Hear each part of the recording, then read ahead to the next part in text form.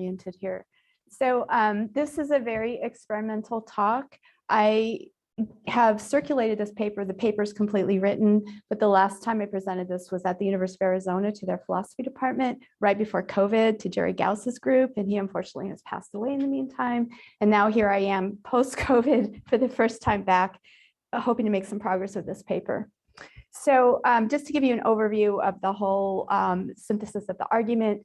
So at the background of this is thinking about what did we mean by a kind of sovereignty that has individual autonomy and some kind of legitimate collective sovereignty, to think about how that moves into a world in which, as we know, when President Trump was president, when Biden is president, these individuals can literally destroy the world, and that this time window for making that decision is so compressed, we don't even really know how much is going to be machine-assisted systems versus actual human decision-making. Then I'm going to be introducing you to integrated information theory. I hope that there might be somebody who knows something about that from a technical perspective and not just from a theoretical philosophical perspective, applying it to nuclear command and control, asking what kinds of intelligence systems do we have now with this hybrid computerized and human intelligence, massive systems, and then to think about the trajectory of the materiality of these nuclear weapon systems with their command and control in terms of what kind of agency are we imagining and materializing to have those kinds of sovereign properties. So I really was appreciative of Helen's talk yesterday to put on the board the idea of the Kantian subject, which is under so much Western political theory, that you have autonomous individuals and somehow through correct institutions, say constitutional rule of law, those individuals can come together and make collective decisions in a legitimate way. So we have, and that's the basis of where we are under Western institutions, but then increasingly through the Cold War, I really, bringing up that whole idea of the consumer sovereignty, we increasingly question that we can move from individual liberal autonomous subjects to some kind of collective will formation. So this consumer sovereignty is basically the residue of what remains, at least within the rational actor paradigm. And then increasingly even looking at the fate of the Habermasian deliberative model in Europe, it's really collapsed more to the neoliberal turn that you could see in Macron's and Cameron's approach to politics and underlying the EU's rule of law. So how do we maintain legitimate collective authority over weapons of mass destruction with this really tight 15-minute decision window if there was some kind of a crisis? And we know, I can't go into the American US policy. In fact, I'll just leave that if there's any questions about the different capabilities and theoretical justification of that. Of course, we all know that, and this is a more recent, that there's huge increases in terms of the amount of money that's spent on defense, and there's a revolution underway in terms of nuclear command and control, and the whole next generation of nuclear weapon systems is currently underway. I have been working in collaboration with the Cambridge University Center for Existential Risk and have with my co-author Shahar Abeen, we've actually looked at best practices in terms of artificial intelligence systems and how they could and probably should not be integrated into nuclear command and control. So I've actually done work in that community. To focus on the question I'm going to consider today, it is how do we now think about justifying the kind of collective sovereignty that it would take to make these life and death decisions, which are imminently hanging above us at every single moment. How do we balance that against the materiality and the actual functioning of the nuclear command and control system? And this is a book from 2016, I think, that is also looking at this question. So to look at what is nuclear command and control, well, it's actually all of these different attributes: command, control, communications, computers, intelligence, surveillance, and reconnaissance, so sometimes called NC4ISR, to look at the whole lot, the complex of technological systems that are there that are integrated with humans. And also, if you're reading in this literature, then this was from Daniel Volmar's thesis, this $90 billion price tag, that the amount spent on command and control during the whole Cold War was 90% the amount spent on just the material production of the weapons and all of that research. So command and control, without that, you don't have any kind of projection of sovereignty or any ability to wield these weapons. And that's a dimension that's not often thought of. And of course, this would challenge the premise of democratic sovereignty and democratic governance because of the tight time windows and the amount of uncertainty that could be involved in making a call on whether there's some kind of imminent attack. So now the next part of my talk is to introduce you really quickly to integrated information theory. I don't know if anybody in the room is even familiar with it. I haven't, to really test this paper and to submit it for publication, I'm going to have to vet it through some expert in integrated information theory. The problem is that it's mostly applied to the brain and the mind, and it's a new theory of what it means to be intelligent and even conscious. So it's a theory of the mind as a computational information processor, but it's formulated in mathematical theorems. And it is basically a physicalist outlook in terms of consciousness, that it just comes down to the physical substrate of the brain as an informational processing unit that then gives rise to this experience of consciousness. So I'm working in the analytic tradition with this paper in terms of Christian List and Eric Schwitzgebel, and they together have started to think about, well, are groups of agents in some form or way emergent in terms of having some kind of supervening quality that can come about through collective decision making. So they've been debating theoretically over the last decade, are groups reducible to individuals? And Schwitzgebel, he basically just gave kind of an absurd argument showing that if you went down the certain road of theorizing, then you would conclude that the US itself is irreducible to the individuals that comprise it. Christian List came back and he actually applies integrated information theory, and he applies it beyond the level of an individual to thinking about how could we apply it to a group of individuals so that there are many brains working in conjunction to reach decisions. So that's giving you a background. And this Schwitzgebel gives this remarkable argument that the US should be considered to be conscious. List responds, and he uses Guido Tononi's integrated information theorist, which I'll give you a little bit more detail on. Here is, for example, he's a very popular, well-known author, despite the fact he's obviously an academic. And if you Google his name, he's massively cited. He claims that integrated information theory addresses the hard problem of consciousness, how neural mechanisms give rise to consciousness. He says IIT provides a mathematical framework for evaluating the quality and quantity of consciousness. How does this work? That we think about consciousness as information flows across the brain, and that how this processing works is the substrate for phenomenal consciousness, and that ultimately the higher degree of integrated information processing, the higher the degree of consciousness, and that this consciousness would not be reducible to constitutive parts. So the goal is to measure systems level of integration. Integrated information, this value of phi, measures the irreducibility of a cause-effect repertoire with respect to partitions obtained by combining the irreducibility of its constituent cause and effect repertoires mapped onto the same partitions. So that you measure, this is measured in bits, denotes the size of the conscious repertoire associated with any network of causally interacting parts. And I'm just showing that this is stated in terms of mathematical text. And actually, this is Scott Aronson has written on this material, and he's, I mean, everything he writes is brilliant, but I've definitely integrated what he said in terms of my analysis of, I'm not an advocate of IIT, it's more looking at what would be the implications if we start thinking about IIT, and also thinking that IIT is the best way to try to analyze nuclear command and control in terms of its vulnerabilities to introducing entropy to some part of the system. So here's basically how this works, and I have to go through it really quickly, but if this is the human brain, then it would be partitioning it in half and saying, well, if we destroy or randomize the input from half of the brain, can the rest of the brain function? But then you don't just do that once, you do it every single different partition. You find the partition where there would be the least amount of randomization from, if you introduce entropy from the input on the A side, could the B side continue? And the partition with the least impact would be your level of integrated information processing and your degree of consciousness.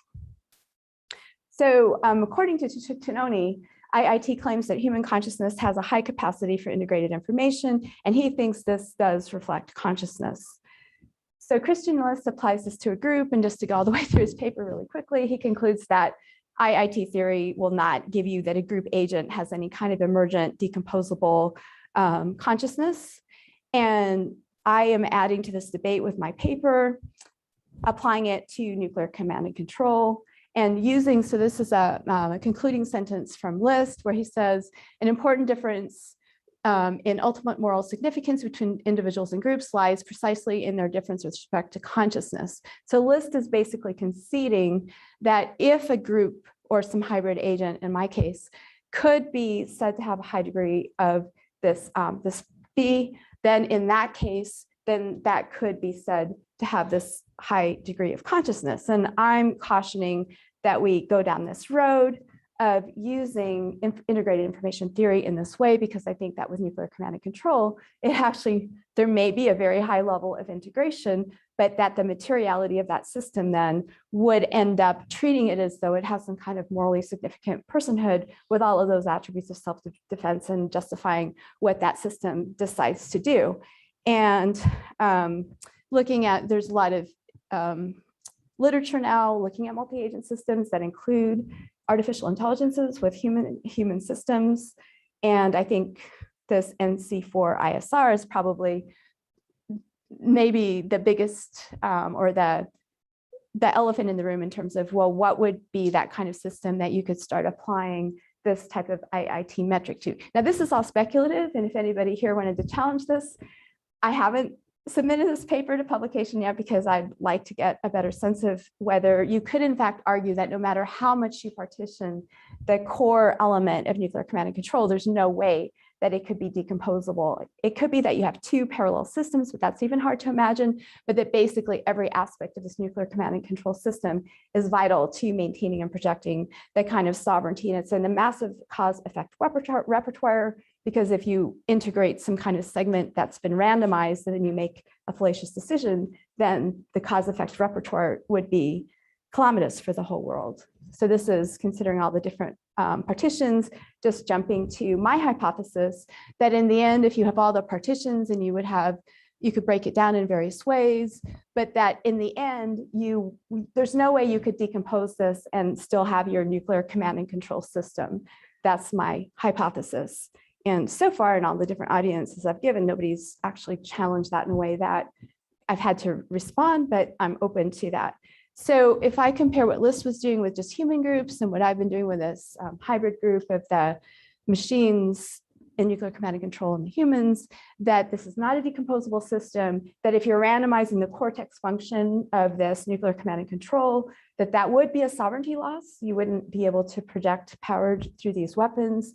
And that this human, you need the machines to have this nuclear security complex. And arguably, so far, at least in the United States, people said you need to have humans in the loop at all levels of decision making. And there's questions about to what extent machine assist systems should be integrated into the decision process. This is just a snapshot that if you're looking at warfare in general, it's called, well, there's informational warfare.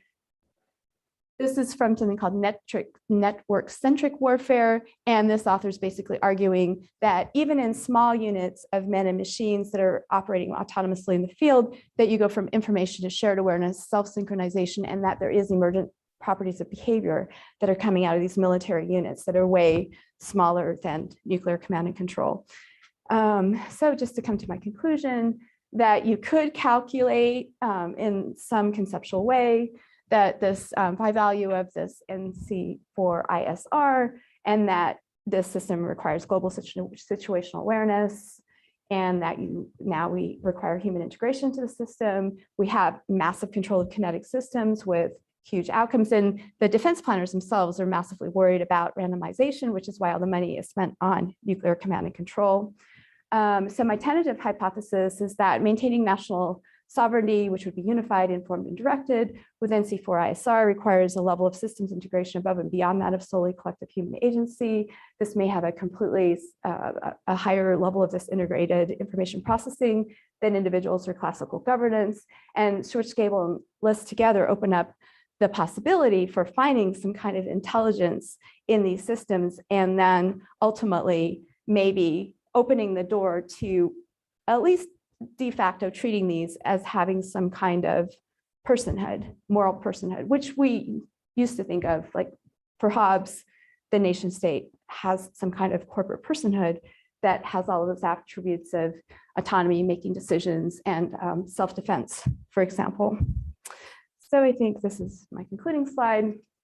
So that if we open the permissibility of using IIT to identify consciousness, then that this nuclear command and control might be very susceptible to that analysis, so that nuclear command and control may be thought of as this new Leviathan of these emergent statehood from these hybrid human computational systems, and that this, of course, would not have the old-fashioned attributes of individual autonomy and collective ethical accountability.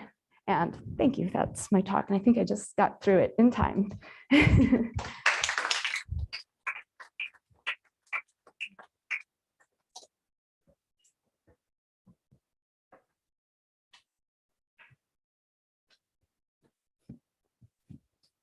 Thank you so much to both of you for not just wonderful talks, but for me as a moderator coming in, I didn't even have to be a time bully. That was great.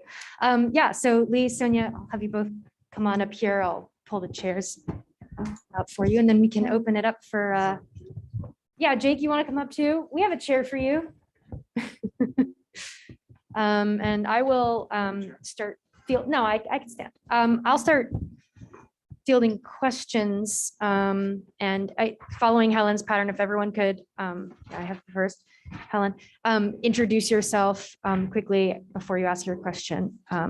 I'll hand this mic off to you guys to begin answering, but if everyone could just keep their hands up so I can take you. I think I have it, but I'm not sure I can. So yes, and then I think there was a hand.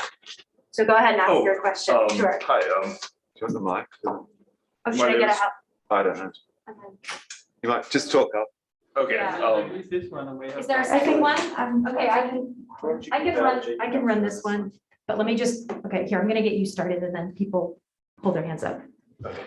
Hi, my name is George. I'm a grad student here at Berkeley, and my question is specifically about the nuclear command and control.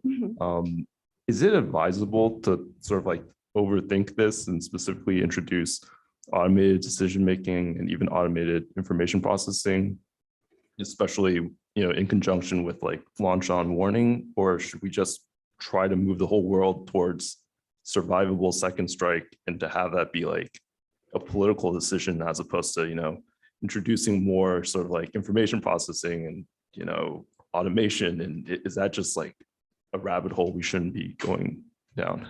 Thanks. That's an easy question. Yes, absolutely. And that's what most of my work is dedicated to. But if you're in Department of Defense, then you are going to be thinking about your informational security of these systems. And that's why the nuclear command and control gets all of this weapons and the money and development. But yes, I totally agree with what you're saying.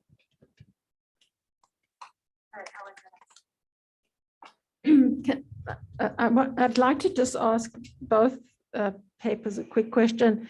For Lee and Jake, am I understanding correctly? So the moral justification for the free market as a decision procedure for policy is to say, if we let the market decide, we assume rational actors, everything's going to work out well for society. Like the good stuff will be produced and it will be bought, blah, blah, blah. But now you're showing that there's this weird two-faced consumer. So I'd be curious to understand if that's a correct concern. And then a quick question, I don't know how quick, but to Sonia.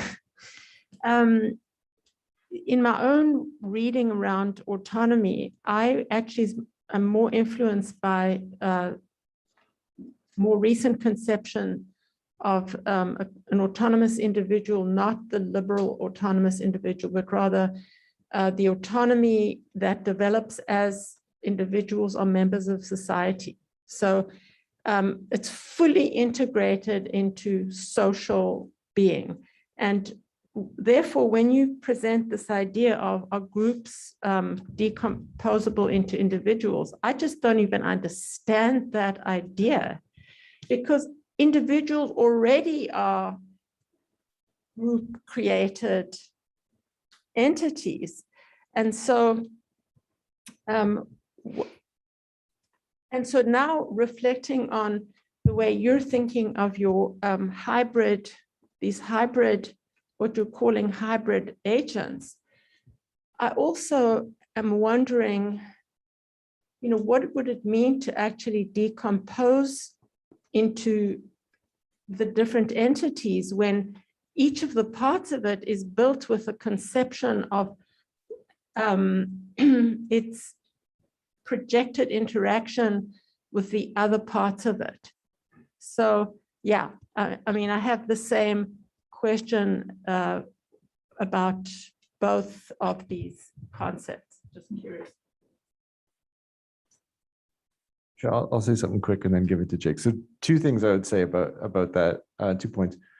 First, yes, so there's like the presumption of liberal autonomous subjects making rational decisions in a marketplace that doesn't align with the platform environment where you have algorithmic modes of rational discrimination trying to orchestrate behavior in a decidedly like non-market formulation. So you have the presumption of markets legitimizing this arrangement that's decidedly not a market formation in lots of ways. So yes, on that point. The other thing I'd say is sort of to reverse your first formulation of like, we have liberal actors, so we need markets to coordinate their behavior. In some way, what we're showing is that we have markets, and so we need liberal actors to justify their existence. And so, yeah.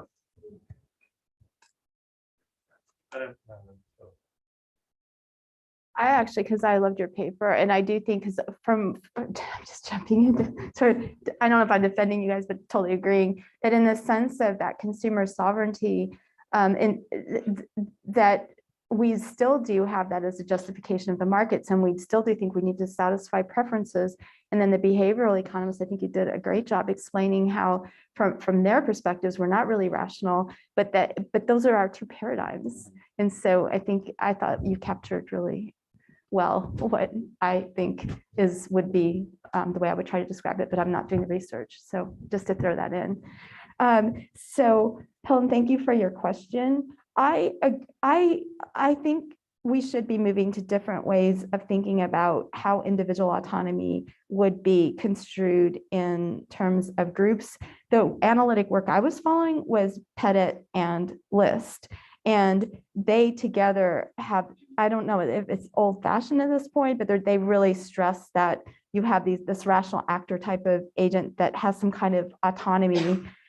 I know I would disagree. So I'd be really interested to follow more, well, what would be the alternative? And then to go down that, like with the first question, to think, well, given the massive highway of mainstream thinking that has brought us to still conceding the rational actor, in addition to the behavioral economist deconstruction of it as this, you can't get outside of that.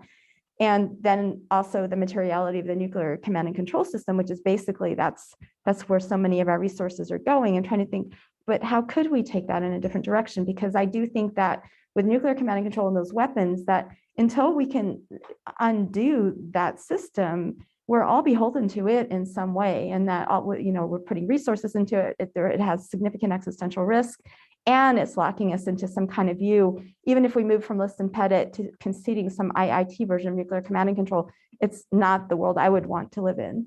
So I'd be curious to explore what you're putting forward as an alternative. Just because you guys gave such excellent responses, it made me think a little bit more about Helen's question. And this question that motivates the paper, like how does the rational actor sell the right to exploit their irrationality, can be kind of framed in a few different ways. And as Salome and Lee and I have done this work on mechanism design that sort of also bounces off some of the work that like Keen Birch has done, suggesting these aren't markets, and like they're certainly not like productive markets in the way that like allocative efficiency like normatively connects onto, because like data is being moved around and distributed, But what is data doing? It's kind of not this commodity. It's kind of just this flow that's used to price attention in different ways. And it's sort of something like really weird. And it doesn't look like markets as we would understand them to justify these accounts.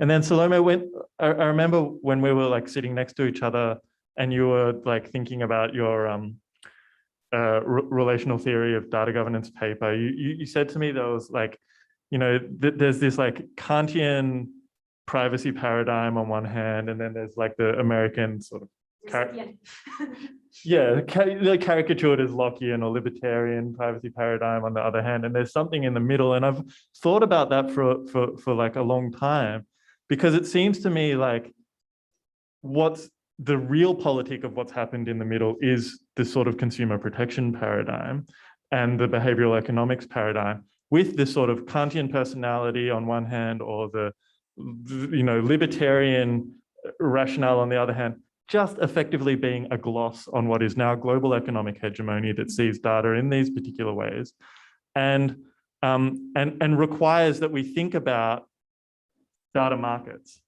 But these are markets. So like that we frame it in consumer protection makes it impossible for us to think about as anything other than markets.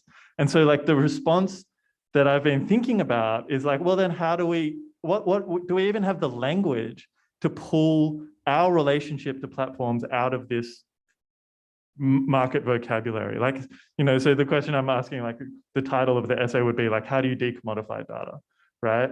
And like, you certainly can't do it through consumer protection, and you certainly can't do it through these political rationales that like starting in the 20s and consumer sovereignty, and then reiterate, we really take from your work, Sonia, like the relationship between the rational choice paradigms post, or like during and post Cold War, and their relationship to the fair information practices that and the OECD take up of all of that. I think that's exactly where that all comes from. And so like, so I think we're kind of stuck, and like, we love like this work on what's a relational theory of data governance. And I've started thinking about like, well, what's the first step of pulling it out of the market paradigm? And that's part of what this is all about. Obviously, we could talk about this but I'm going to start clumping questions because there's so many. So Ben Green is going to ask this question, and then he's going to hand the mic to Ben L to ask his question. We got the Ben round. I'm Ben. I'm a postdoc at the University of Michigan. Thanks for this really great work. And I think it really followed from where we ended the first session with this idea of really adding complexity and complicating the idea of the human. And I think, especially Lee, your talk and your work with Jake sort of highlights this idea of the human as something that can be constructed in multiple different ways. In one paradigm, we can say that you can have these platforms that essentially have two different notions of the human that are both beneficial to them in that domain. And I think sort of building off what Jake was saying at the end there, sort of how the different language that we're using, whether it's markets or human and so on, can actually, in some cases, make our efforts at reform and equity more complicated rather than easier, because we're sort of not in the right conceptual framework. And potentially this language can be wielded by powerful actors to benefit their own interests. So, I'd be particularly curious, Lee and Jake, sort of what you see as some of the broader lessons of that particular case study around these different notions of the human as it pertains to sort of the broader frame of this session, but especially as the human has become this sort of calling card for a critical response to AI, and where that metaphor is falling short and is actually potentially playing into the hands of our opponents, so to speak, in much the same way that we've seen with terms like ethics and fairness being wielded similarly. Thanks. Hi, I'm Ben Laufer. I'm a PhD student at Cornell Tech. I work with Helen. And I think my question is pretty similar to Ben's. I guess it's interesting how you slice the kind of, or how you set up this dichotomy, and it's for Lee and Jake, between the idea of a rational actor and the kind of predictable irrationalities. And I wonder if, like, there's a conceptualization or a way to unify in terms of the strategy of some of these platforms.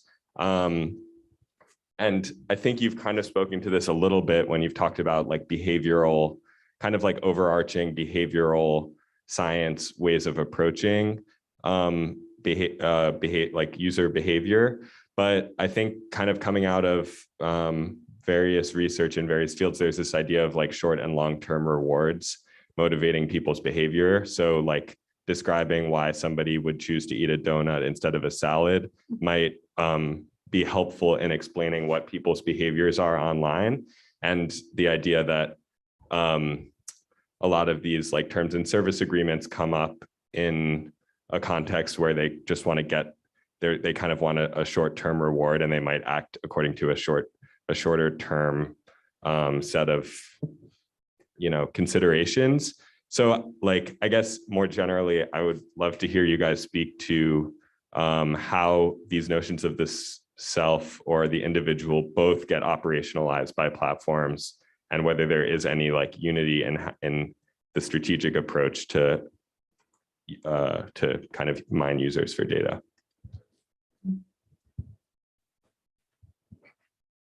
Well, I think Jake should probably answer this because he needs more time to talk.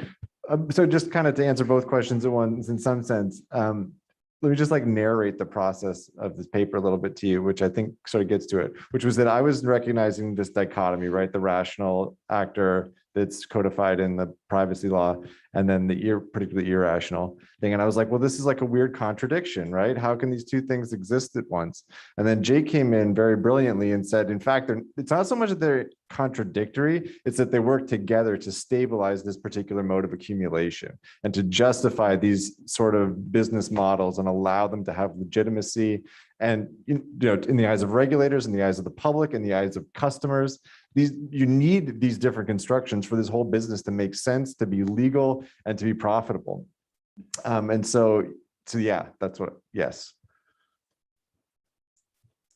Yeah, and to that extent, the methodological suggestion is that like, don't start with the human and then work out what happens. You play the game the same way, which is like the human remains a variable.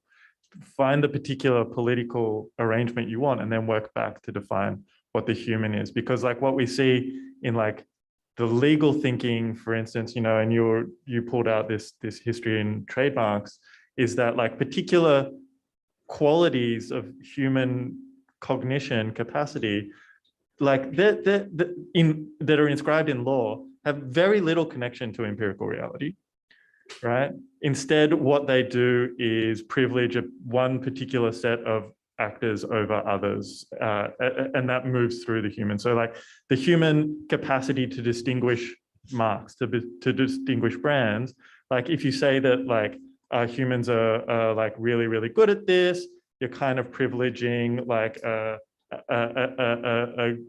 a group of producers who are sort of newcomers and challenging like incumbent actors. But if you say humans are really bad at distinguishing marks, then you're privileging the incumbent actors in a particular market and giving them a privileged position. And law like will describe reasonableness according to its particular preference for who's entitled to have that benefit. It has very little to do with actual human capacity to make those distinctions. And we're sort of saying the same thing's going on here. Like the X is a variable in a market. The human is an X, which is a variable in a market formulation. And that's what we say. Okay, I think we're going to take another cluster of comments from Peter and then Tom. Two questions. One would be for Jake and Lee, and then the other one for Sonia. It seems, Jake and Lee, that what you're suggesting is that the way that we conceive the human constrains or makes possible certain kinds of critique of these technological systems that we're now embedded within, whether it's this attention economy, the informational capitalism you're talking about, or surveillance capitalism, according to Zuboff. So I'm wondering whether one of the basic presuppositions seems to be, I continue to hear, that, well, maybe we're not liberal individuals, but I don't hear the language of us being persons that are relationally constituted. It seems to be that the presupposition that's still operative is that we are in some way ontologically individual. Ontologically, we're individual, basically, and we enter into relations with others or with technological systems contingently. And I wonder if we flip that and just say relations are constitutive and everything else is an abstraction from it. So that what we're trying to do is to figure out what's the best way to disambiguate the nature of the human in order to be able to get the kind of critical purchase that we want, and whether or not that's a way of thinking things through that resonate with you guys. Then for Sonia, one of the things about IIT is that it's really a quantitative measure. It's mathematical quantitative. And it has to do, it's a measure of a system's overall capacity for being able to influence causally its own future states. So that's what's built into the IIT model of consciousness. And that's all quantifiable. But I wonder whether, to complete your project of sort of critique of these systems and how they impact the world, whether we somehow need to introduce a notion of qualities of consciousness as opposed to simply quantities of consciousness.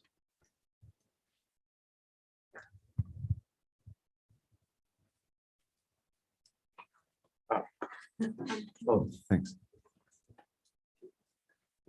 Yeah, sorry, I forgot we were doing clusters and I was thinking about something else.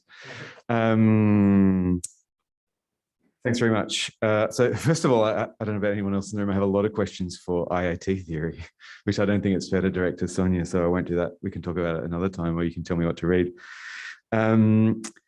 So I found these two papers really provocative together, and particularly I was thinking about non-representational theories, right, which have become massively important in the social sciences in general. And I was thinking about how Lee and Jake's paper show us the kind of critical value of using a non-representational theory of humans or personhood. We could call it some kind of like a subjectivity concept or something, where you're looking at the way different subjects are kind of inaugurated or instantiated through different kinds of discursive regimes. And there's a great critical, you're showing the great critical potential of working that way. And it occurred to me that what you showed was this sort of productive tension between those. And that's a great methodology. It occurred to me that regulatory theory might be completely fine with that. So we're all hearing that as a really critical observation, but mainstream regulatory theory would just say, yeah, that's right. That's what's happening. There's a set of regimes and they're working together to engineer a certain social goal.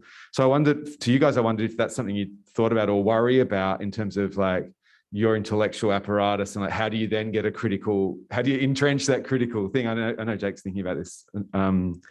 Anyway, then it occurred to me, like in Sonia's paper, that a similar kind of problem is going on, but at a completely different level. It's two registers that work together in that discourse. You've got a non-representational register, which is this informational quantitative register. Mm-hmm. And it strikes me that's so weird to use that as an argument to say, let's now have a representational construction. Personhood is intimately, historically, politically representational, and it will never not be.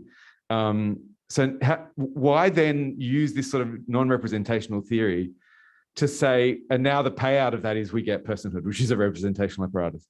And it occurred to me, maybe we've got we need to scale up or zoom out of the kinds of discourse that are working together in these scenarios to include the representational ones, that's where these sort of power structures are really kind of perhaps built in this nuclear command and control game. In other words, we can't do yet without this kind of rhetorical visibility game of personhood and representation. Mm-hmm.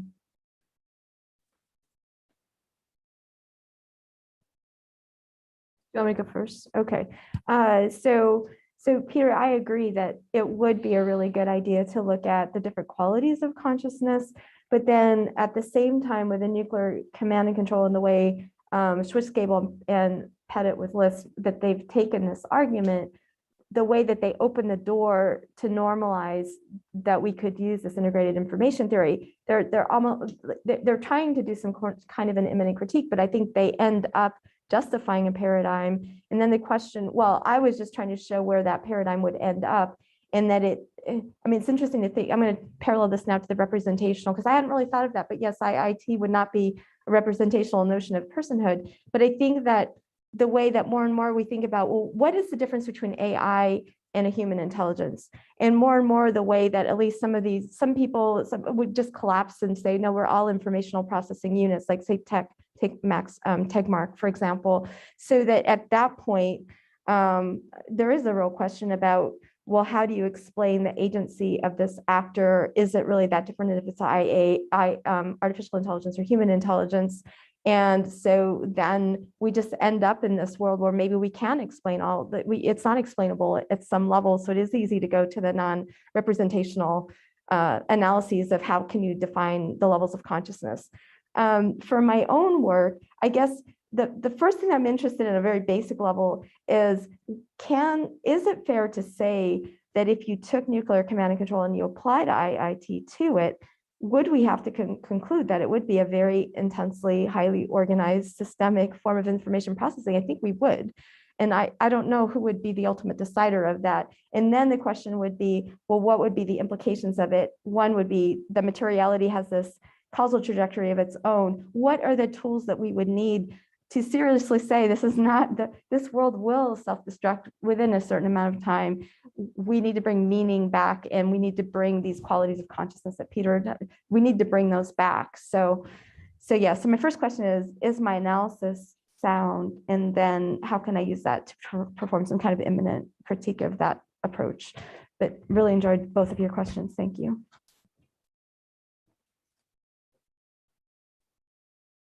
Those are great questions, and I probably have to think about them more to have like a good answer to. I mean, I really like where you're going with that question. I think I agree. I mean, we're not necessarily trying to stake out a position in the paper on what humans are or are not, but like to take the quality of rationality, which is the one that's really at stake in our paper. I totally agree that it is a contingent phenomenon that is architected through a set of environments and not like a natural endowment.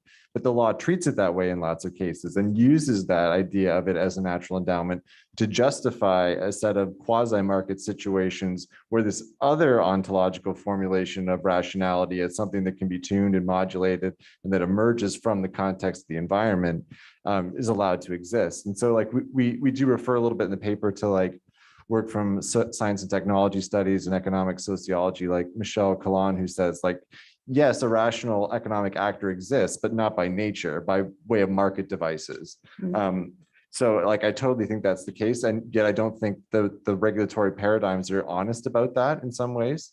I mean, behavioral economics starts to acknowledge that, yes, like the information environment has some impact on the way that people process and make choices. But I think it still starts from the presupposition of like, that the rationality is in some ways like an endowment that's different from that. We're out of time, but could we maybe, Smita and Fabian had questions. Could we maybe at least get them on the table, and then that can seed conversation in our capacious free times? Sorry, Jake. Okay. Yeah, sure. This is a question for Lee and Jake. So I really liked your conception of the two-faced consumer. And as you were talking, I was trying to think of other examples of this, where basically the human is being sold and the conceptualization of the human is different to different stakeholders. Like one example I can think of is in dating apps, but it's slightly different in that, you know, like to most users, you're getting sold a very like Western ideal of like, you are choosing your partner. This is all about you. It's your individual choice. But then on the other hand, the platform turns around and like sells these premium features, like boost your profile and so on, that, you know, are obviously arranging things. So there's like still this choice thing, but the justification for choice is like not quite a rational one, but like we have this judgment that's beyond. Yeah. So I'm just curious if you've thought about like other contexts where this a similar contradiction comes up, but maybe through different values. Oh, these are great questions. Yeah, I was too late as well. Sorry about that. But my question would have been for Sonia, and I'm dying to read the paper and to talk a little bit to take up a suggestion about IIT, but not in this context probably. But I want to ask about the, let's say, ideological implications of your project, because the idea reminded me a little bit of, Bruno Latour, actor network theory, and the critiques of actor network theory, which basically say they eliminate, specific concrete political positions and dynamics. So my question would have been, what is at stake in even trying this? What is at stake in trying to explain or to apply IIT to command and control and related systems. So who's benefiting from such a perspective at the end of the day? What are the ideological implications, or what is a potential ideological agenda behind combining these two specific things? Thank you. Okay, that was an amazing session, but we're going to break for lunch now. And, these questions can hopefully seed good conversation over lunch and over the next few days.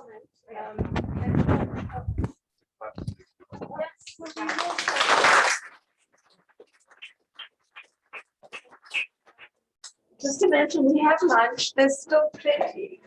We're assembling, correct me if I'm wrong, fellow organizers, 2 o'clock, right? Yep. So there's a good amount of time.